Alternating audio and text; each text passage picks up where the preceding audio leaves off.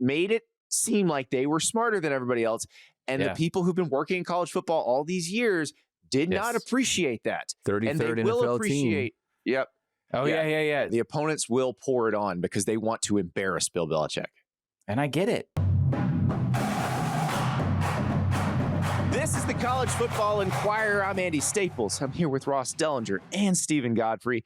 And of course, if you'd like to see our lovely faces this Sunday morning after a long night of college football, if you want to see how baggy my eyes are, go to the Yahoo Sports Network. Turn on your smart TV. Find that Yahoo Sports Network icon. Click it. You can watch the College Football Enquirer. You can watch Yahoo Sports Daily. Watch the Ariel Helwani Show. You name it, we got it.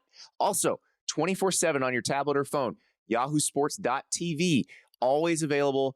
Watch the College Football Enquirer on video. Listen in podcast form. However you want it, we're going to give it to you. So check out the Yahoo Sports Network.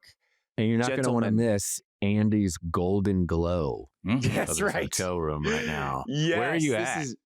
I am in the Courtyard by Marriott in Ardmore, Oklahoma. This is Ardmore. I was like, because I'm going to Dallas today.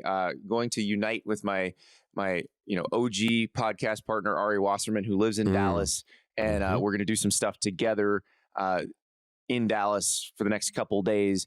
And so I was leaving Norman last night, and the way staying in Norman works, if your company doesn't have billions of dollars, you don't stay in Norman on game day.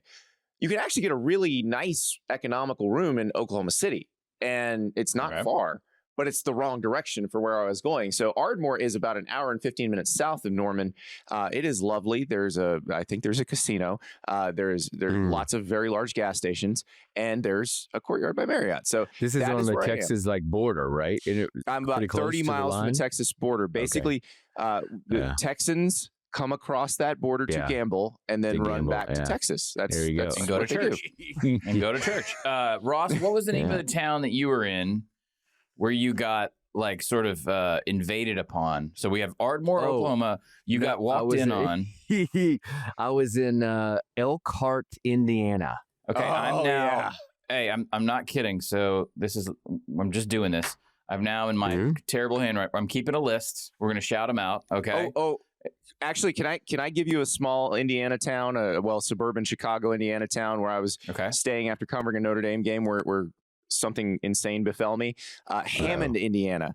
So 2008, covered Notre Dame, Michigan, stay in Hammond, Indiana, because I got a flight out of O'Hare the next day. The biblical rains are so bad that the parking lot of our hotel flooded to the point where the water was about 4 feet deep. I left the rental car in the parking lot because I couldn't. We were rescued by a fire truck. We rode from the hotel on the top of a fire truck.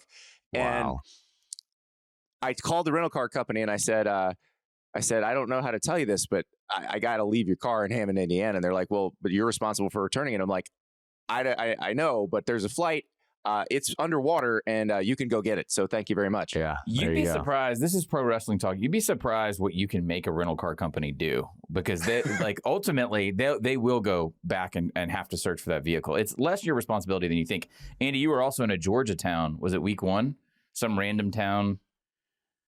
Yeah, it's called Atlanta. Oh, no. It was Commerce, Georgia. I was in Commerce, Georgia. That's Georgia. Right. Shout out. That's right. Shout out. Okay. All right. I'm keeping track. The reason why is when people ask me, should I go into sports journalism? I'm going to say yes, but cover F1, because then you get to go to way better place. So Ardmore, Elkhart, and Commerce. And then when I get on the road in a couple of weeks, I'll keep track of mine as well. Just glammed out here, folks.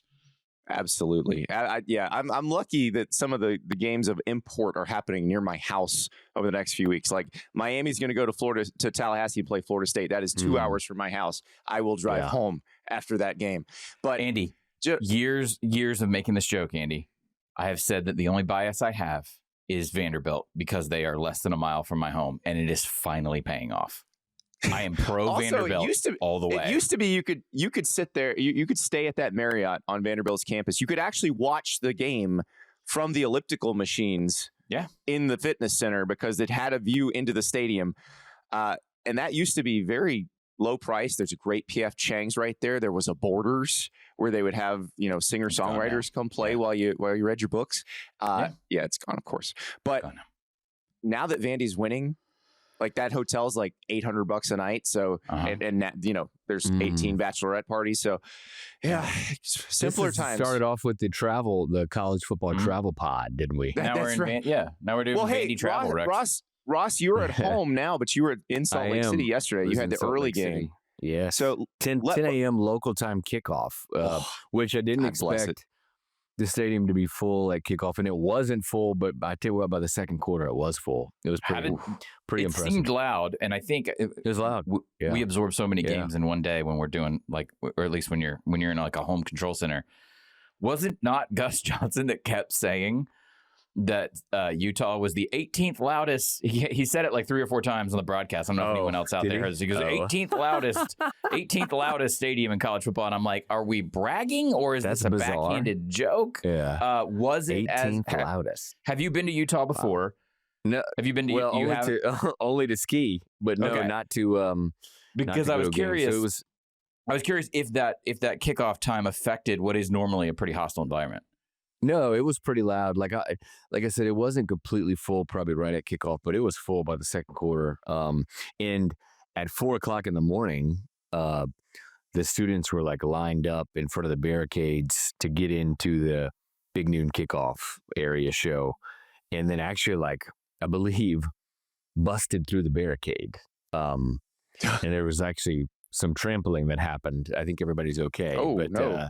But they were, let's just say they were up early and they were raring and ready to go. It was really loud, and it was a great game for 3 quarters. Well, I don't know about a great game. It was a terrible offensive game for 3 quarters, and then obviously Texas Tech sort of broke out. Will Hammond, the backup quarterback, came in, and all of a sudden everything changed. I mean, their offense clicked so much better with Will Hammond. And now I will say, and this is what I want to get into with you about this game, Ross, because this was the question of Utah has naturally used its great natural resources and recruited well in the lines of scrimmage. But Texas Tech went and bought a roster this year. And it was abundantly clear in the first half, even though everybody was trading turnovers, that Texas Tech was so much faster than Utah. And once you got Will Hammond into the game, Texas Tech looked like a completely different team and completely outclassed Utah. And my question is this: after what you saw, do we still think the Big 12 is a bunch of teams that can win it? Or is there one team that now everybody's going to be shooting for? Yeah, what I saw from Texas Tech, I think was sort of unexpected and dominant in every facet, especially on the lines. And afterward, Kyle Whittingham, I think his quote was something like, "If you'd have told me before the game that we were to get dominated on the line of scrimmage, I wouldn't have believed you." So that just sort of tells you like what he saw from that game and what he took from it, which was honestly just Texas Tech sort of out-muscling them on the line. But really the most surprising thing of the whole game on either side was Texas Tech's defense in general and how much they flew around the ball. Peanut punches. Perfect peanut punches. That's right. I know Joey McGuire said he showed some video of punch outs where Utah players lost the ball against Wyoming and against UCLA because of punch outs. And so they clearly they focused on that and practiced it all week. And it sort of paid off. They had 2 really like perfect sort of punch outs and lost fumbles. So they look like a complete team. They do. I think there was a little rut offensively, but in the first couple quarters. But I think when you sort of look at who they were playing and where they were playing, I think there's some explanation to that. But it was impressive, and I believe of everybody that we've seen in the Big 12, right, Godfrey, that Texas Tech sort of has looked the best of all the programs. Ross, Morton goes down. It's like midway through the third. It's early in the third. Yeah, like a minute into the second half. So it's by no means a good looking game at that point. But I went into this saying, all right, I want to find some sort of narrative satisfaction on ROI for the roster. That was the big thing we talked about. This is the first time we're going to see if we have ROI on this roster for Texas Tech, specifically on the defense and how they worked against Utah's offensive line. He goes down.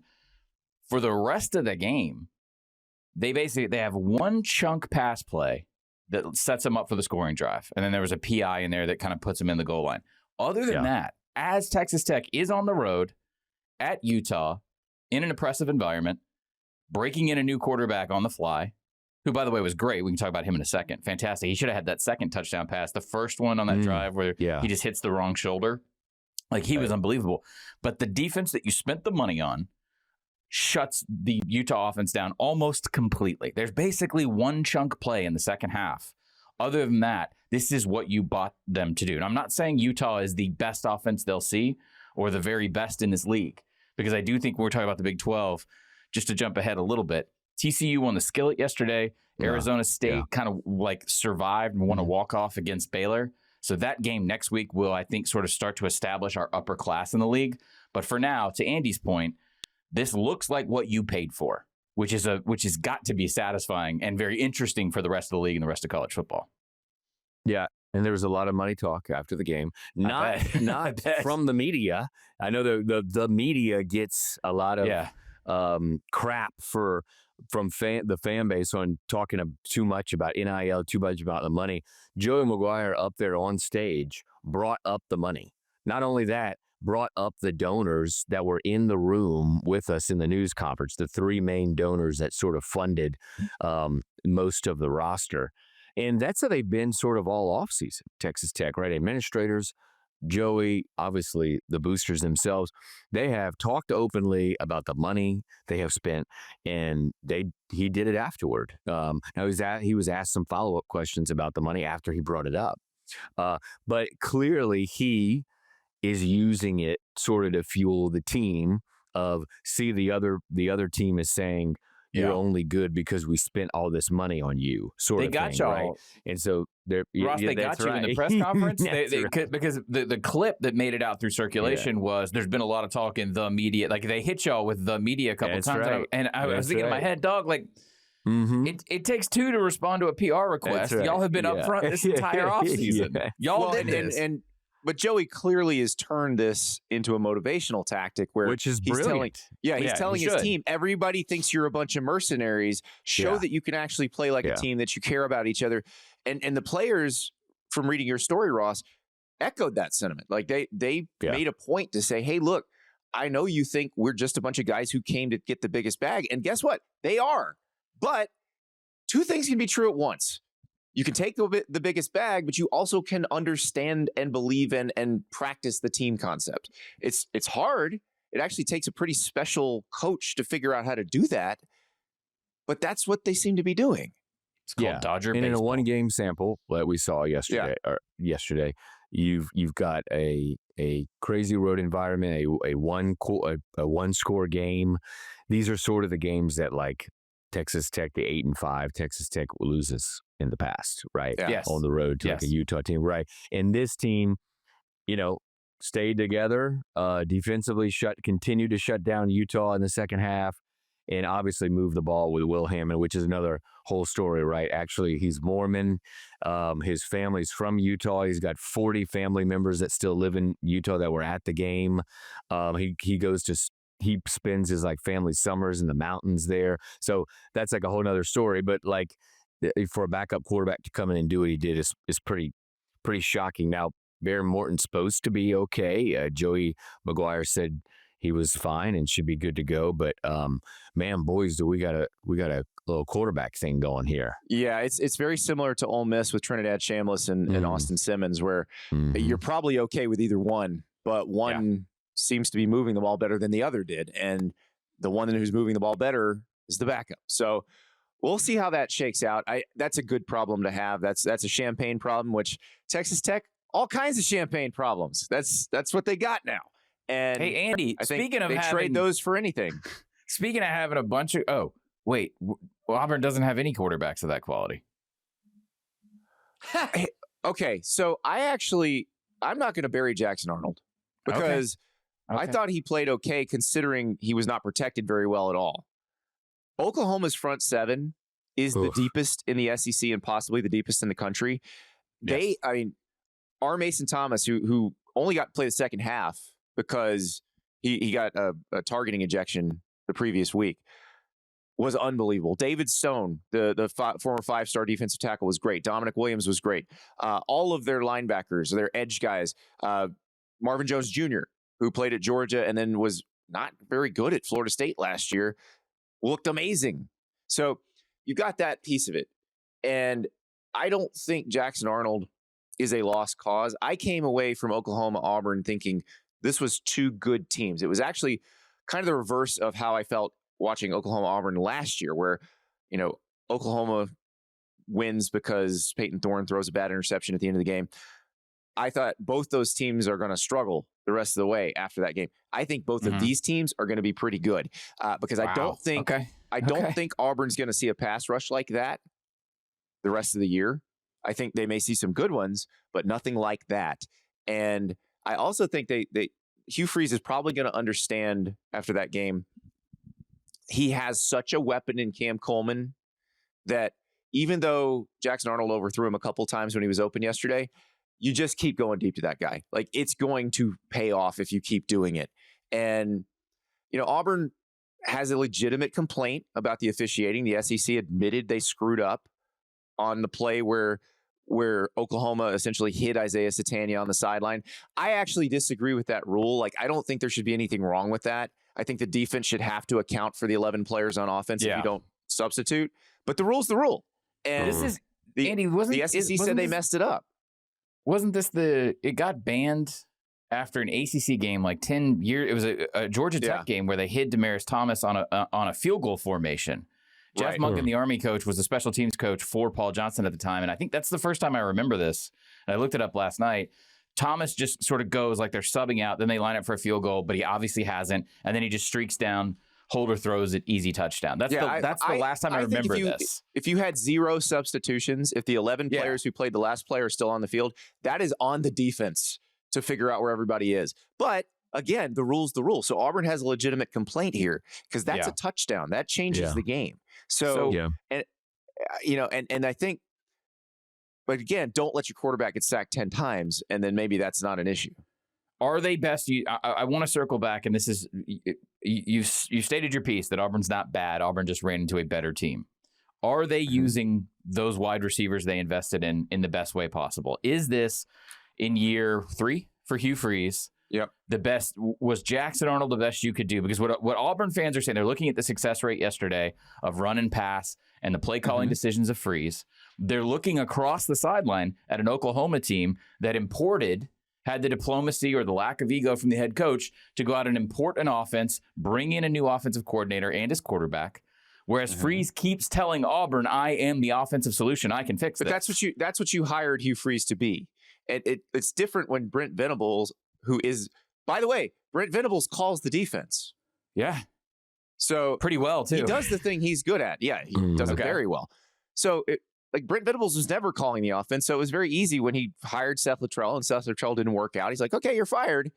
I'll bring in this other guy. And Ben Arbuckle and John Mateer worked so well together. Now, here's the thing. John Mateer wasn't having the best of games, except when Auburn took the lead in the fourth quarter. John Mateer put together a flawless drive. Yeah. But I guess that's throwing and running. But Andy, I guess I don't care if your expertise is offensive or defensive when you've underachieved on offense this many years. I don't have a problem with it. Look, because if they hit one of those deep balls to Cam Coleman, one of them, they win the game. So just keep chucking him up. He's going to catch him. He did catch a touchdown pass where he exhibited incredible body control. Like, it was, there's nobody who can cover that guy one-on-one. Like, he may not be Jeremiah Smith, but he's awfully damn close. Like, he's going to be a massive draft pick. And keep throwing deep to that guy. Like, if you think he's single covered, throw deep to him. And I think they will. A&M is going to be the test case, I think, for this conversation because I'm curious what Elko can import from what Oklahoma did this weekend. And if we start to see a pattern emerge. I don't think A&M has the pass rushers to do what Oklahoma did. Okay. Last year they might have, like with Nick Scorton in that group. I'm not sure they can get, because Jackson Arnold's actually pretty athletic. Like the fact that they sacked him, now he holds onto the ball a little too long, and I will say, like the some of those pass plays Oklahoma, were long to develop, man. They were long to develop. They talked about that afterward, right, Andy? Like they knew how long Oklahoma knew what Jackson Arnold did in the pocket, obviously, because it did not seem like they were interested in middle range. It was like we're going to do what you said, Andy, which is take the deep shot to their detriment. Well, what they tried to do in the middle range is these intermediate passes to Eric Singleton Jr., where if he slips a tackle, he's gone. Oklahoma was a pretty sure tackling team. Like if they run into a team that is not a sure tackling team, those 8-yard gains become 27-yard gains, and you have a huge problem defending Auburn. So, but I will say, because Jackson Arnold was Oklahoma's quarterback, we can make this comparison. Oklahoma won that.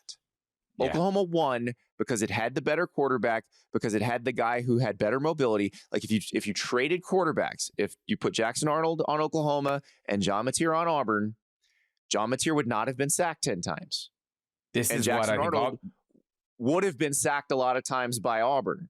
Yeah, and this is what Auburn's talking about this morning. This is what Auburn was talking about last night, was it's the executive decision-making by the individual you hired being a step behind other executive decision-makers you are considered to be a peer of.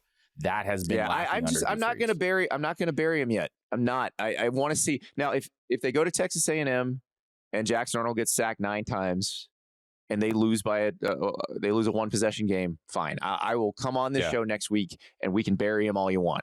But I really think they're okay. I think it's more about what Marcel Reed might do, and that offense's Klein seems to have improved them.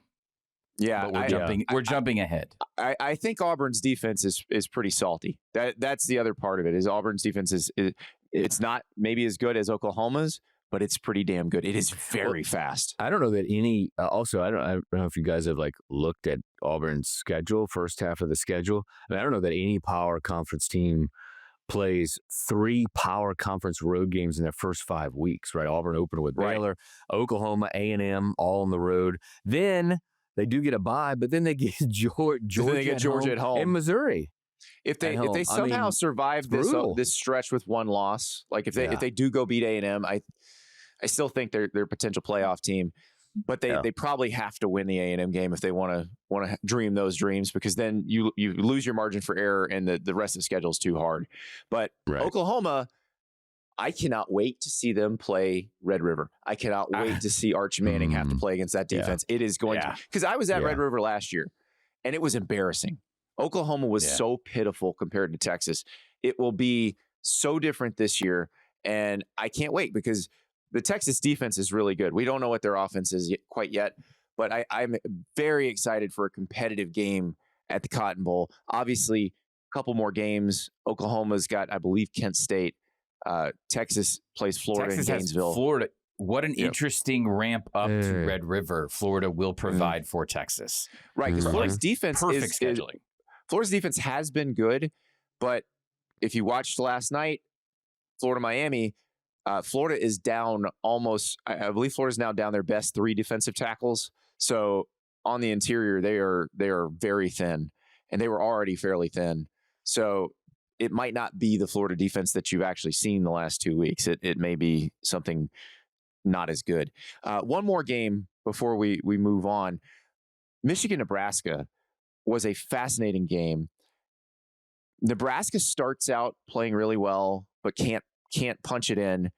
Michigan scores, and the explosive runs from Michigan were a theme throughout the day. But Dylan Raiola hits a Hail Mary at halftime. They're tied, but then they come back out, and Michigan, more explosive runs. Guys, I'm feeling pretty good about Michigan. I don't think Nebraska's bad. I think Michigan is kind of finding what it is offensively, and that is Justice Haynes is going to pop something on you. Especially what we saw from Oklahoma, right? Now what we see from Oklahoma. Yeah, he did it against Oklahoma too. You from that Oklahoma-Michigan game, you thought, I don't know what to think about the Wolverines. They just did look good offensively, but then you realize that, well, maybe Oklahoma is the best defense in the country. I was blown away by the dominant on the line of scrimmage of that game. I didn't get to watch all of it because of travel stuff, but I watched probably a lot of the second half, and I think there were 4, maybe 30+ yard runs that Michigan had. Yeah. It's just and on what? third down, they were nails. Like when they needed yards on third down, they got them. Yeah. So things we see we don't understand yet. In week 1 adjustment, it's always bad to start establishing precedent. Cincinnati ran for 200 yards in that game against Nebraska. Mm-hmm. I don't think we knew it yet, but this is not a good run defense. And I'm not taking anything away from Michigan because I think Underwood's development is going to be so wonderfully on track when you are this dominant lining up. He's going to be a really good quarterback in year 2 and year 3. Yes. The seed, like you see the seeds right now. It's not there yet, but he's going to be great. But when you talk about stress release for development on the road in Big Ten play, when you can do that lining up in simple vanilla first down run, and you're doing that, this kid's going to have all the time in the world. He's not going to be asked to do things that are uncomfortable, at least not yet. At least there are games down the schedule. But this is they'll exactly get better what you want. receivers. Like they don't have the receiving core yet to take advantage of all he can do. And on the other side, I will say Dylan Raiola had a pretty good game. They just couldn't run the ball at all. Nebraska got dominated up front, and Dylan Raiola was under pressure, and they couldn't run the ball. I had a feeling, and though I lost by 0.5 point, it feels like I lost by 20 points, right? Yeah, the hook they were got dominated. Yeah, the hook got me, but they felt dominated in that game. And finally, I think we said it last week, like this was going to be, or I said it, this was going to be like Nebraska's game that they finally win, that they've been waiting to win for years, and Dylan Raiola is going to have this like outburst and great performance, and he did, but they couldn't stop the run. And then now, as Mandy said, like you feel pretty good about Michigan. You look at Michigan's schedule, and it's like, well, wait a second. Yeah, I'm not bailing on Nebraska yet. By the way, I'm not into. I'm not into like a emotionally supportive loss or like learning loss. They lost by 3. That's a superior product. We just weren't totally aware of where Michigan was in transition. Nebraska has very winnable games coming up. I still think this will be an on-schedule season for what Matt Rule is doing. But yes, they do still lack the like ultra-cathartic helmet victory. We have not seen that yet under Matt Rule. That doesn't mean it's not coming. I'm just saying they were close. They just weren't close enough. Run defense was terrible. Gentlemen, enough of the optimism. Yeah. To hell with that. When we come back, it's time to talk dumpster fires. We are back at the College Football Enquirer, and we've talked about the teams that we feel very good about, and even the ones that lost that we still feel good about. We will talk a little more about Indiana, which we should feel great about, which is a wagon. We'll talk about them. But you know how this show goes. We do tend to float to the conflict like moths to a flame. And so gentlemen, where would you like clicks? Where would you like to start? Would you like to start in Clemson or would you like to start in Wisconsin? Because these are two very different situations that feel completely out of control. Ross, I'll let you pick. I'm voting for the bleakest first, which I think is Wisconsin.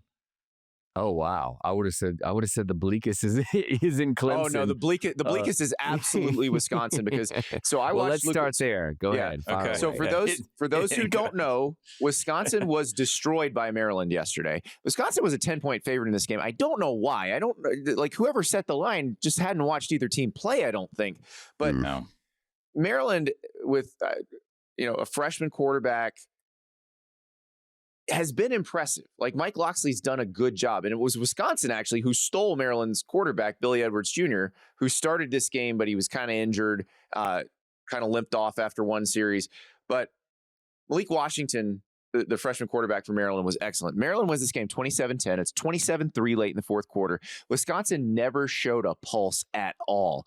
And here's the problem. Wisconsin does not have good enough players to compete in the Big Ten. Like, I know everybody was talking about what it meant for Alabama that they just destroyed Wisconsin last week. It doesn't mean anything because Wisconsin doesn't have good enough players to compete with a team like that. And that has been the hallmark of the Fickle era, which is the most shocking thing ever because he had a great roster at Cincinnati. But he gets to Wisconsin, and clearly in his first year, they were not athletic enough to be competitive in the Big Ten. The assumption was he'd just go get better players, but he never has. And now he's talking after the game. He gets asked about the booze. He gets asked about the fire fickle chants. And he says, well, I feel you, but all we can do is just play better. But here's the thing. Wisconsin has one of the most difficult schedules in the country. So here are their next games. At Michigan, Iowa, Ohio State, at Oregon, Washington, at Indiana, Illinois, Minnesota. They can play better all they want, and they probably still won't win most of those games. They are the worst team against every school that you just named. They are 0-7 in their last 7 P4 games, power games. We can get into what power means as a designation later. They allowed 6 sacks. They had a blocked field goal. They had a blocked punt. This was a system-wide embarrassment. And Andy, a small thing has changed in college football. Let's see if we can identify it. From the time in which Luke Fickell and Cincinnati were sending first-round draft picks out. Marcus Freeman left their staff to go to Notre Dame. Yeah, Mike Dimbrock, remember him? A few things have changed in college football since Fickell elected, hey, Cincinnati's basically going to a Texas-centric conference. I don't want this. I see an opportunity for what I feel like is an adjacent program culturally to what I like. There's a through line to all of these, what do we call it, dumpster fire teams that we're going to talk about today. Luke Fickell, by the way, sports writers at large, like the media, we all kind of applauded this hire, right? I did. I said, this makes a ton of sense. Hand up. I said, this is great. He's going to be awesome. Yeah. It made a lot of sense. It did. You knew he'd be very selective about the job he took. He had always been very selective about jobs. And so my thought was he popped the hood on Wisconsin, saw that they have the infrastructure that he needs to succeed in this new Big Ten, and they were going to probably spend on players and get a bunch of dudes like they got at Cincinnati when he got there. They haven't done any of that. Probably spend, I think, are probably the words you want to bold in that sentence here. It's very simple. It's not like Luke Fickell suddenly forgot to coach, guys. This is a very simple analysis. The problem Why did he take the job if they weren't going to let him go get good players? I don't know who's letting who do what or who's refusing to do what. That's what we need to talk about. That's the question. Is he getting the resources and not using them, or is he not getting the resources and that's the problem? Well, and the AD, I think pulled some media aside yesterday, right? Chris McIntosh, and like threw his support behind him, which maybe tells me that maybe Chris there'll McIntosh be some is next to go. Yeah. So it tells me that he needs to be provided with more resources. And I think Dan. Well, you know who can do that? Chris McIntosh. Correct. That's and his I think job. that's perhaps part of why he is throwing his support behind him, because maybe he knows that resources need to be supplied in a way that they haven't. We talked about this before, Godfrey. I think you brought it up, and maybe Andy, we all discussed it. Like the hiring of Phil Longo and did that. How much did that put them sort of behind in a place where you never see that sort of offense? I don't think that's it. I don't know. I really don't. I think if they had good athletes, Phil Longo's offense would have worked fine. Like I watched it in North Carolina when they had Sam Howell and Javonte Williams and Michael Carter, and it was freaking great. So guess what? For a minute, it was but when you have good players, everything looks better, and they don't. Yeah. I do think it's as simple as I think it is personnel ultimately, Andy. But I also support Ross in the idea of like this was not. This just doesn't, in hindsight, in a short amount of hindsight, to look like a well-reasoned staff structure. I am still confused about it because even if you had the personnel, it didn't fit right away. You were sort of battling a weird stigma at Wisconsin. Look, we can talk about Cincinnati. We're going to transition in. There's a new standard on how to do this, and they don't really care what stickers on the helmet. Okay, because Indiana last night, I talked to a lot of people who were at that game. Football school. Oh my God! That was one of the biggest ass kickings I have seen in my career. It was apparently the loudest the stadium's been in decades, maybe ever. From people Ross, who were set there. an all-time attendance record last night. Yeah, it's pretty wild. Like it was. It looked it. It felt it. People are on board. I don't. I'm telling you right now, Illinois is not bad. This was not because we overrated Illinois. This is because Indiana is that good. Yeah, we need to. I was just going to say really fast. We need to acknowledge that I had a couple little birds talk last night and throughout the week that Sig did not enjoy being compared to Illinois in the offseason. He did not enjoy the idea that just because we kind of ran into the Notre Dame buzzsaw on the way to a national championship, that we are somehow fraudulent. And some of the late scoring in that game was for Ross, the media. There was some positioning going on after the game last night. This guy does not mind being a villain. And by the way, Andy, we talked about this before we went live. I don't know if it's game, respect game. Bielema is very much sort of a trollish type adversary. Sig kind of has that Bond villain type mentality of like he doesn't forget and he's going to create some sort of grand scheme in which he can embarrass you for it. I don't think this is the last time we will see Indiana run it up or embarrass someone this year. They are legitimately good. Well, and now their schedule is going to challenge them appropriately as opposed to last year where it didn't. Like they're going to Iowa next week. Yeah. I would not be shocked if Indiana goes into Iowa City and beats the ever-loving crap out of Iowa. Yeah. And Iowa's not a bad team. Yeah. So, Andy, you don't think it's one of those where Iowa historically takes the really good high-ranking team that comes in and makes them play like Iowa to win? You know what I'm talking about? Indiana's going to enforce its will. Exactly. You know, all like, those, I can't see Indiana scoring 40, 50 points at Iowa, but I don't know, maybe. Yeah, no, I see, Ross, that's kind of where I'm going. There's all those years where like a top 5 Ohio State or Penn State would go in there and win, but it would be like 13-9. Like they kind of drag you to hell with them. I don't think Iowa can do that.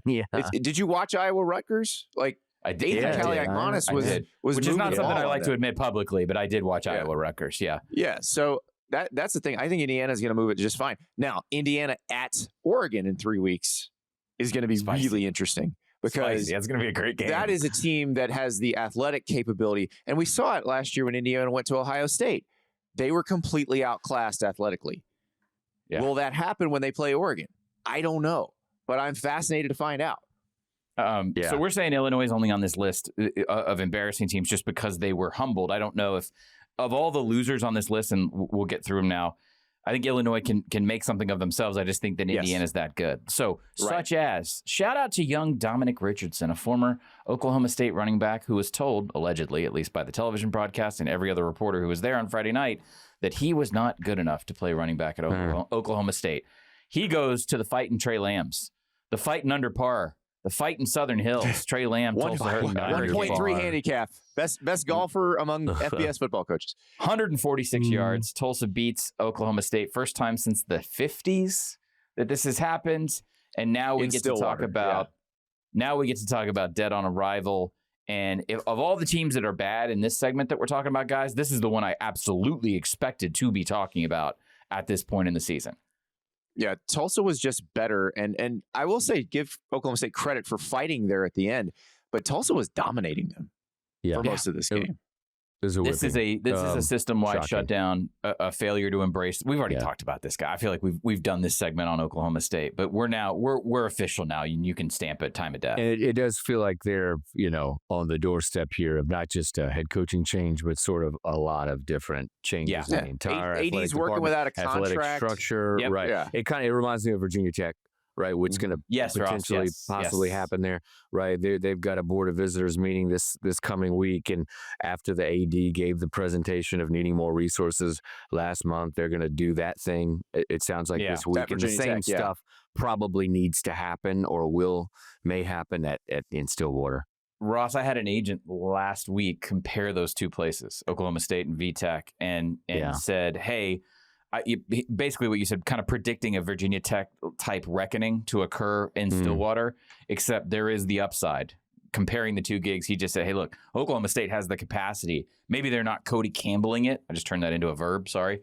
But they are, there's dumb money out there, okay? Like there's people who want to throw millions and millions into short and long-term solutions that maybe a VTech doesn't have. Just not into this. Yeah, just not into this. Into this individual running the program currently what is the caveat. Yeah, Godfrey, it is really interesting that the two are similar in a lot of ways. In one way, happened Saturday, in that the stadiums, despite their record and how crappy they've been this year, were full, completely full. Right, Oklahoma State was full. Virginia Tech played I don't remember. Wofford or something like that, maybe. Wofford, And the Terriers. that stadium was full. The fans, they support the program obviously, and love their football, and there's a lot of similarities in those two places. Yeah. I would guess because of the money, because of sort of the oil money, that Oklahoma State, Godfrey, is the one that would attract better candidates. We just need more in oil the conference, derricks. even they're in the more path to the playoff. We need more oil derricks in like More Roanoke oil. and Lynchburg. That's right. Andy, That's right. Andy, he gave the speech a week too early. If you're gonna give the speech when someone asks like some completely irrelevant question or unrelated question, if you're Dabo Swinney, if you're gonna give that speech, don't get your ass beat the following week. Okay, save that speech. No, save that speech, my guy. He probably should have, because I think coaches recognize what Fran Brown is at Syracuse, that Fran Brown is maybe the next great coach, and that's probably not the guy you want to be about to play when you make the "if you don't like me, I can go somewhere else and win games" speech. You said it was the FU week, Andy. Onside kick, and told people in the media this week that I'll fight you if you try and tamper with my players. Yeah, he said I ain't no bitch. Running players in sprints too after comparing it to people coveting his wife in public, and he's like, "That's okay. We'll talk about that." I mean, I was like, "Oh man, this guy we'll take it out is on a trajectory." Onside kick on the road. That's FU. So Dabo, and we can talk Syracuse later because they lose Steve Angeli, so we figure out what that's going to mean. But like, and also like, what does it mean that Tennessee beat them as badly as they did? But Clemson should not, with this level of talent on this roster, be losing to Syracuse like that at home. It should not happen. It should not be possible. There are too many pros on Clemson's roster. I don't understand what's wrong with this team. I talked to multiple people about it Sunday morning. Nobody gets it. Like, there's no reason for this. Nothing makes sense here. And we'll see what they wind up doing. Garrett Riley might be the next one, the offensive coordinator. But I don't know what you do to fix this, because if you look at the rest of Clemson's schedule, 6-6 feels really possible right now based on the way they're playing. It's funny you say it's Riley, and I understand why. Tom Allen dialed up some pressures that made Syracuse just look like pitch and catch with ease in the past game. It's not staff, and it's probably not players. Like, this is a top down. This is a whole systemic. What you've said about multiple teams, systemic breakdown. Like, this is a systemic breakdown at Clemson. And Dabo coming out last week and saying, "If you don't like it, I'll just go somewhere else and win games." The way you're coaching right now, no, you won't. Like that. That's the thing. You can go to Stillwater. Stillwater. Arkansas would probably take them. There's players. Arkansas. The Calipari method. But let's be honest. Like, I think I get what Andy's saying. Like, there's probably a lot of fan bases out there that see the way Clemson played yesterday, this season, and perhaps even 3 of the last 4 years, and probably say, we don't want somebody who doesn't utilize the portal, right? Talk sort of disparagingly in a way, at least in the past, about paying players. Like, we don't want that anymore. And do you want somebody who makes you feel guilty about being a fan every time they lose a game when they're making $11.5 million? There's a theme here, and it's quippy, spiteful press conferences after you failed to embrace the massive transition that everyone saw coming in college sports. Okay, Andy, can we put the graphic up? Are we ready? Yeah, let's put the graphic up. Can we put it up? TJ, our producer, has the graphic. Ooh. Oh my. So the next game, and for those who are listening in podcast form, this is the graphic that UCF put out after it beat Bill Belichick's North Carolina team. So we saw when TCU beat North Carolina, and the 2 TCU players went in the end zone in Chapel Hill and recreated the famous Bill Belichick Jordan Hudson mermaid photo. Well, remember the Bill Belichick Jordan Hudson yoga pose photo? If you're listening in podcast form and cannot see this, you need to go look this up.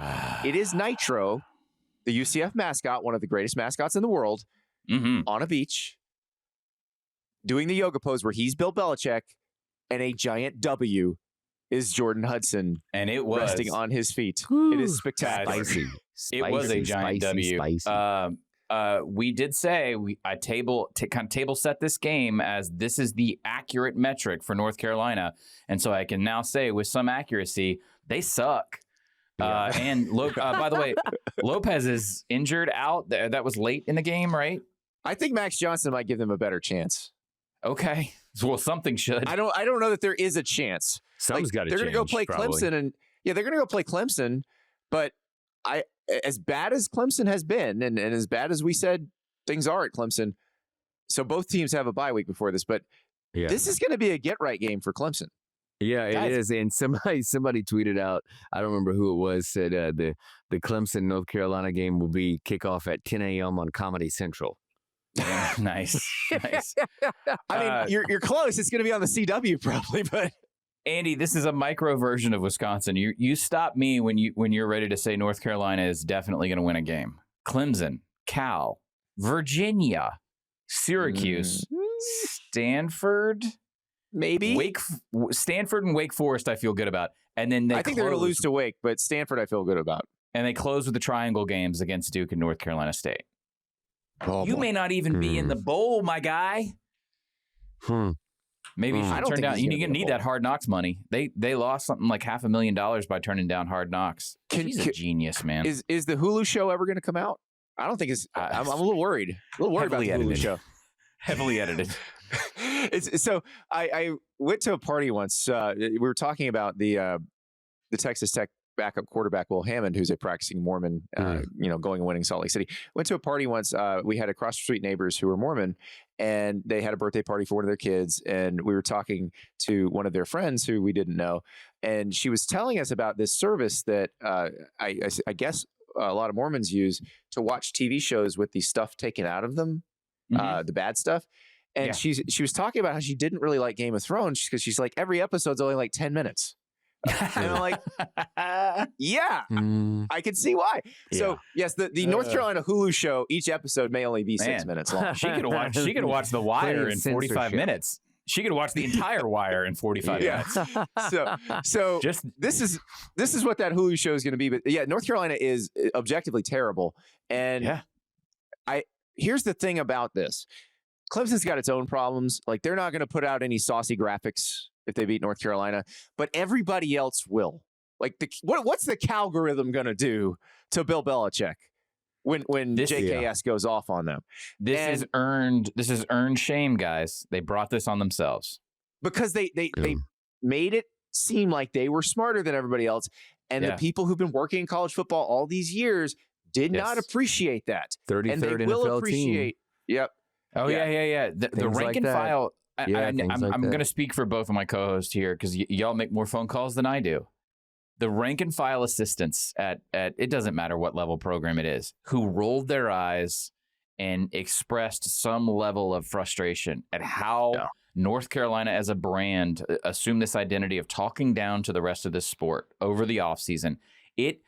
We are not done seeing late fourth quarter score. I feel like I've said that about a bunch of teams, but like, North Carolina is going to be the butt of everybody's get right. It's going to be like playing Signetti every week. They are going to, the opponents will pour it on because they want to embarrass Bill Belichick. And I get it. Like, it's him and it's her. And it's just it's just to take my own personal dislike of this out of it for a second.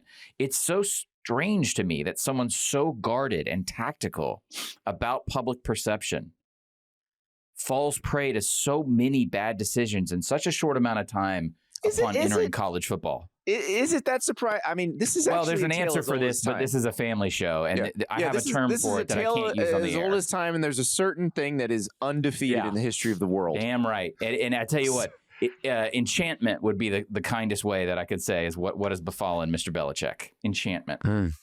Sullying a legacy. Yeah. Well, I am very excited to see what happens next with all of this because I want the Hulu show. I want it all.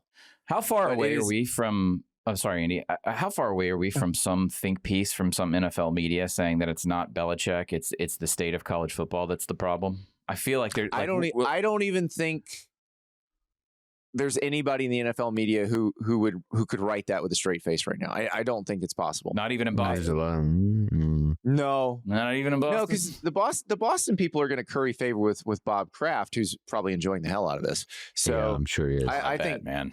I don't think you're going to get it out of Boston. I don't even think there's a Belichick surrogate, because the Belichick surrogate in the media who would have done this is Michael Lombardi, and he's working for Belichick right now.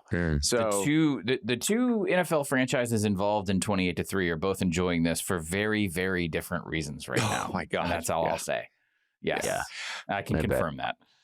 All right, let us move away from the Fires and talk me finally getting something right. My I Got a Feeling game finally came through, and it portends a wild race in the American, which I am telling you right now. Now, don't take my predictions to the bank. As you've seen, they're pretty bad. But the American champion is going to the playoff. It's just a matter of who that's going to be. We'll talk about it when we come back. We are back on the College Football Enquirer, and I finally got something right. My I Got a Feeling pick was that. No. Yeah. I said the Memphis Tigers would cover against Arkansas, and they were right there for the cover late in the game. Won. And then they decided, let's just win the damn thing. Money line bet. What was the spread? The spread was 6.5. And so I felt very confident that they were going to cover 6.5. They were down a possession. They were down 28-10 at some point. Yeah. Well, here's the thing. So there was a universe where Arkansas was going in, and if they scored that touchdown before they, instead Memphis causes the fumble. But if Arkansas had scored that touchdown and gone for 2, Arkansas would have then gone up 7, and then I would have been out of luck. But Memphis, peanut punches again. That's a great theme for the week. Peanut punches are your friend. And Memphis wins the game outright. And now the American race looks really interesting, because we saw Tulane go to Ole Miss and get hammered.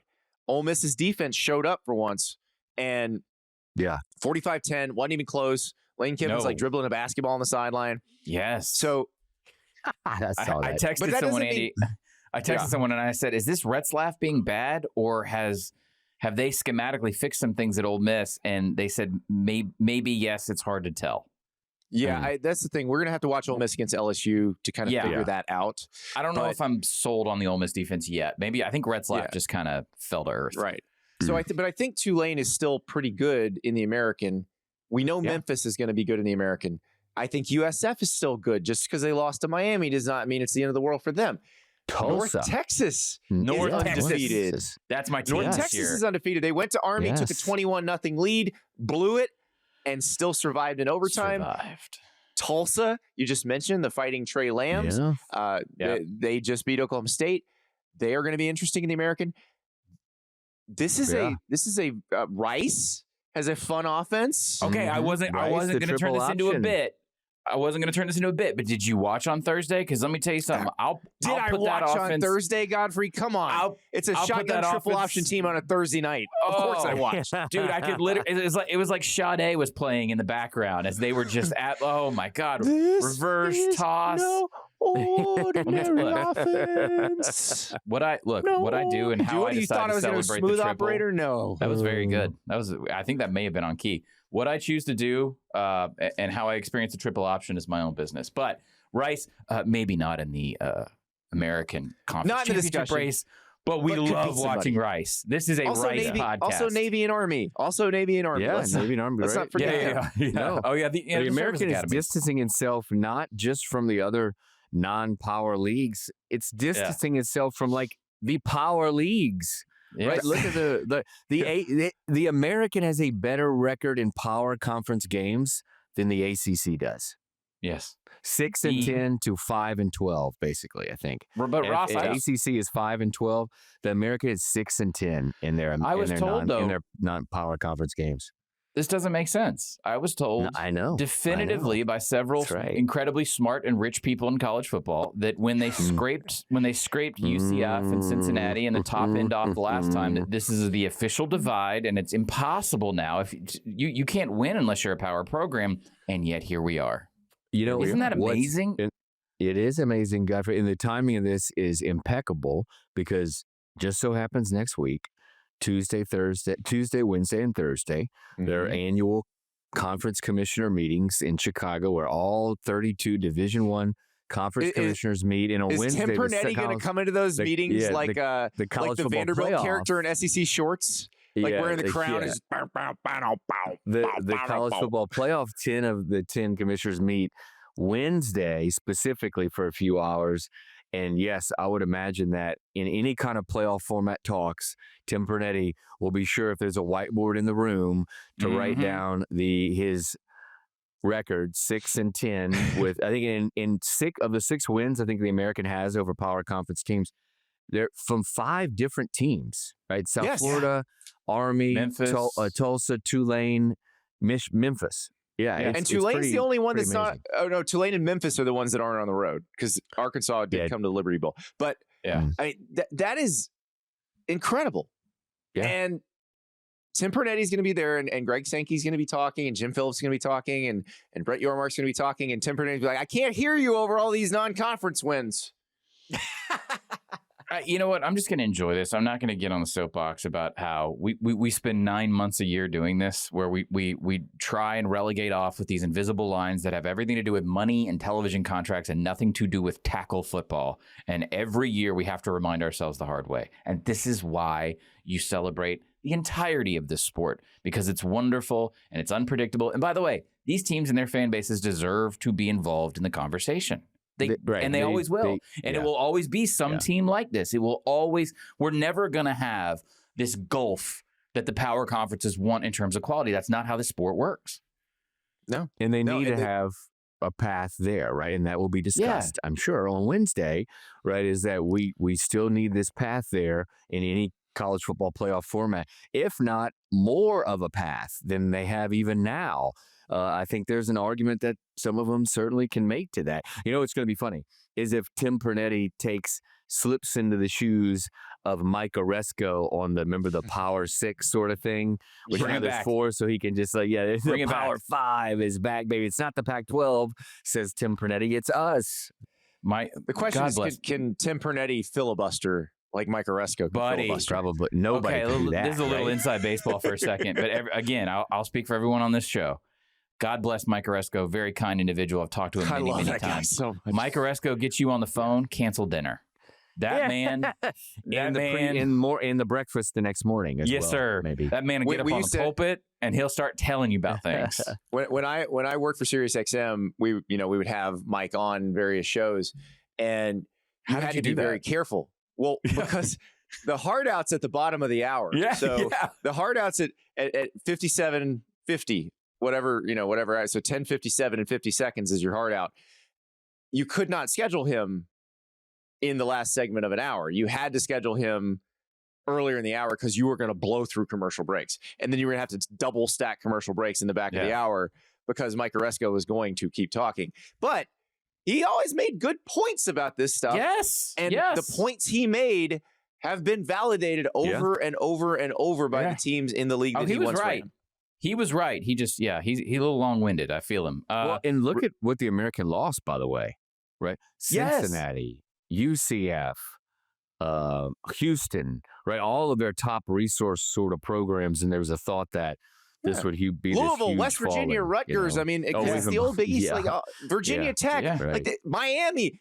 Guys, this is Conference USA. And replacing it. Yeah. This is what we're talking about, right? I'm sorry. Right now, North Texas, Rice, like we're talking about.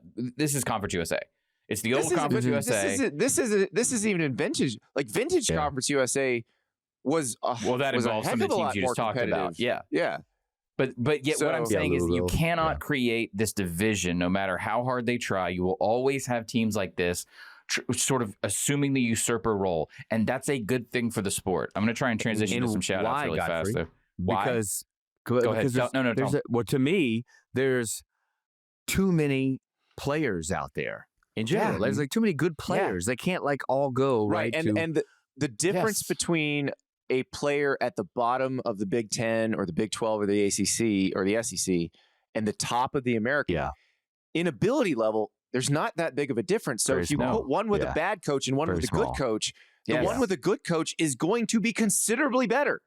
Especially if you're in the state of Texas or Florida, where you can easily relocate these guys, or Louisiana, as I'm looking at the teams on the top of this league, or the Service Academy, which creates a schematic advantage or sort of uniqueness. Or the corner of Tennessee, Mississippi, and Arkansas, where one of these, which was the happens to fertile live. crescent of recruiting for like 20 years outside of Right. Texas and Florida.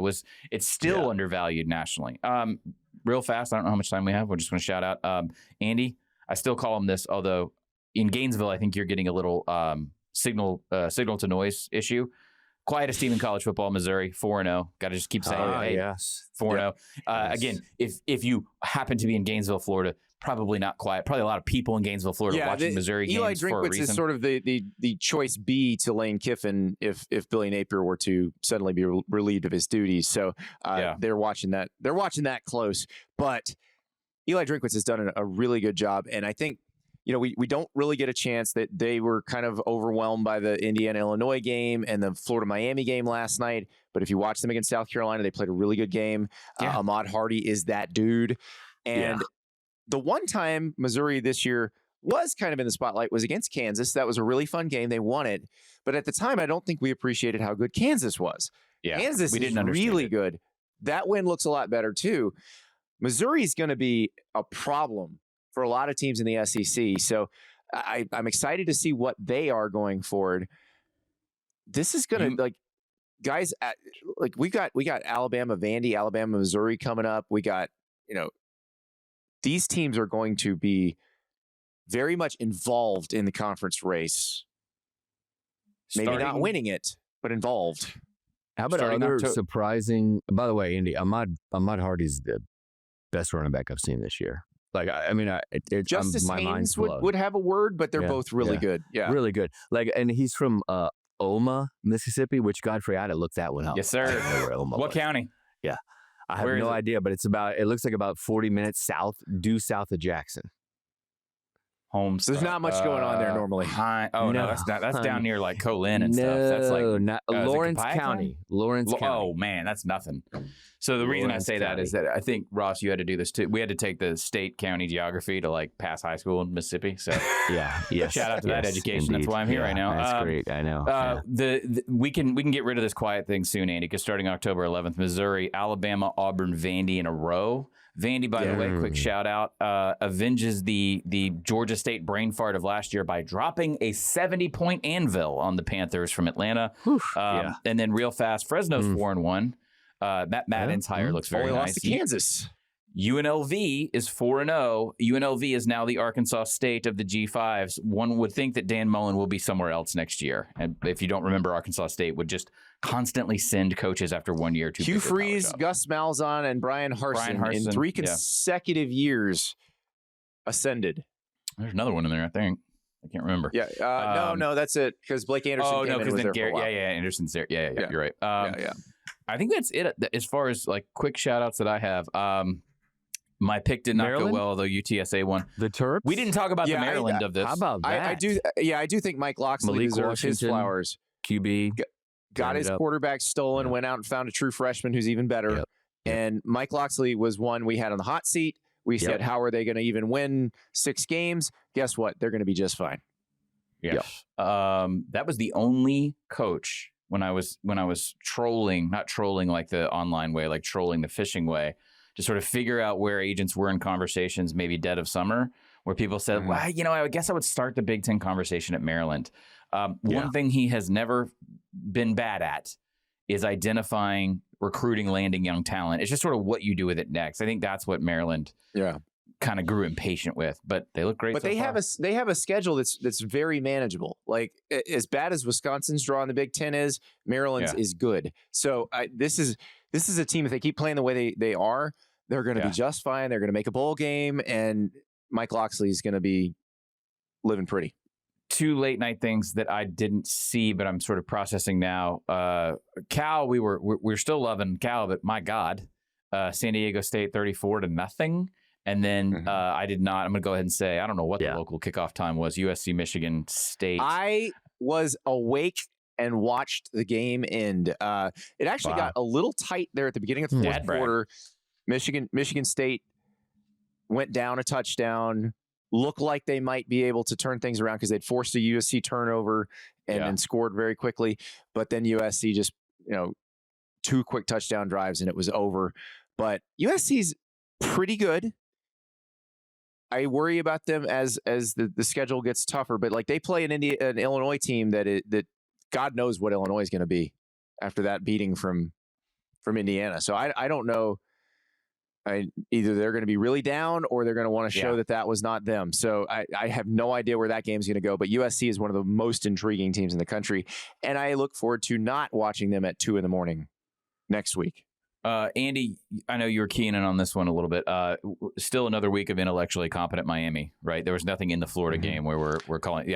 So I'll mea culpa every week with him. Mario Cristobal game management, like it got high leverage and tight for a minute. Like as the third quarter turned into the fourth quarter, Florida scores is 13-7.